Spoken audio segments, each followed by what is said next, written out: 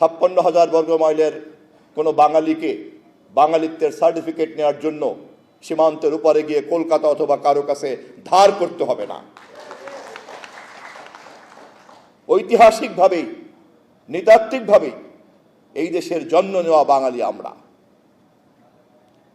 আমরা ইতিহাস থেকে কথাও খুব পরিষ্কারভাবে জেনেছি এবং প্রমাণিত।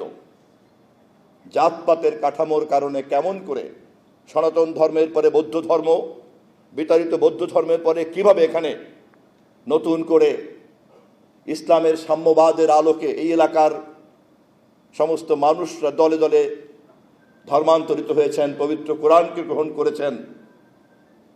এটাও ইতিহাসের জানা সত্য, কেউ বানিয়ে কথা বলছে না।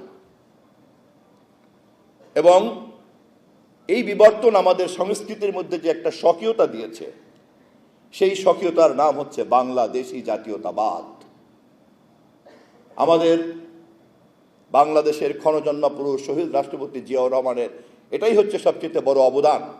ইতিহাসের এই অনুন্মোচিত বিষয়টিকে তিনি উন্মোচিত করে বাংলাদেশি জাতীয়তাবাদকে প্রতিষ্ঠা করেছেন, যেখানে আমাদের নৃতাত্ত্বিক ঐতিহ্যকে স্পষ্ট করে দেয়, আমাদের ভাষাগত ঐতিহ্যকে স্পষ্ট করে দেয়, আমাদের ধর্মীয় মূল্যবোধকে স্পষ্ট করে দেয়, এবং এর সংমিশ্রণে আমাদের যে একটা স্বকীয় সংস্কৃতি তৈরি হয়েছে তাও উন্মোচিত করে দেয়।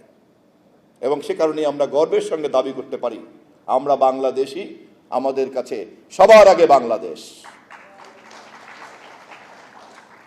এই কথা মেনে নিয়ে কেউ যদি সীমান্ত দিয়ে আমাদের মধ্যে প্রবেশ করতে চান, আমাদের কোনো আপত্তি নাই।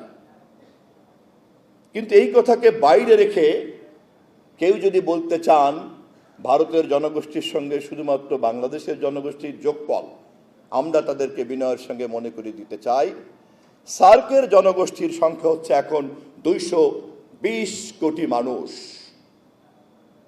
আমাদেরকে যদি পৃথিবীতে আমাদের দেশের বাইরে নতুন কোনো জনশক্তির উপরে ভর করে আঞ্চলিক এবং বৈশ্বিক রাজনীতিতে জাতীয় স্বার্থ এবং অন্য সকলের স্বার্থকে নিশ্চিত করতে হয়, তাহলে সার্কের 220 কোটি মানুষকে ঐক্যবদ্ধ করতে হবে সকলে মিলে।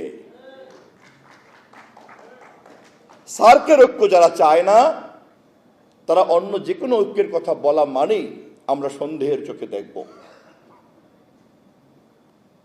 আমাদের কাছে বাংলাদেশের স্বার্থেও 56,000 বর্গ মাইল, আমাদের কাছে বাংলাদেশের স্বার্থ আঞ্চলিক ক্ষেত্রে সার্ক, আমাদের ক্ষেত্রে বাংলাদেশের স্বার্থ আন্তর্জাতিক ক্ষেত্রে জাতিসংঘ, সার্ক এবং বাংলাদেশ।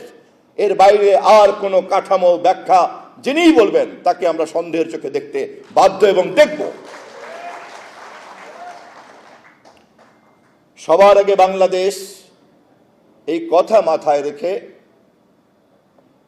আঞ্চলিকতার জন্য সার্ক, আন্তর্জাতিকতার জন্য জাতিসংঘ, এই পথ ধরেই আমরা একটা বৈশ্বিক মানচিত্রে আমাদের সম্মানজনক মর্যাদা, আঞ্চলিক মানচিত্রে আমরা আমাদের সম্মানজনক মর্যাদা অর্জন করতে চাই।